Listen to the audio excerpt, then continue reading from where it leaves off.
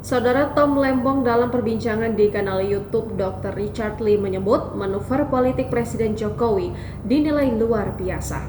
Hal itu mengingat pertemuan Presiden dengan Ketum Partai Nasdem Surya Paloh hanya sebagai tontonan. Pertemuan Presiden Joko Widodo alias Jokowi dengan Surya Paloh sempat menjadi perbincangan publik. Keduanya bertemu di Istana Negara Jakarta pada Minggu 18 Februari 2024.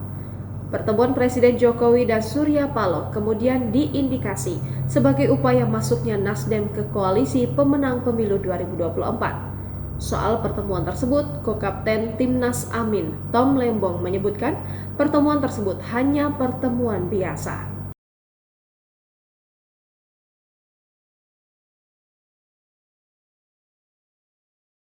Tom Lembong mengaku bahwa barisan partai pendukung pasangan Capres-Cawapres 1 bakal tetap solid di barisan perubahan.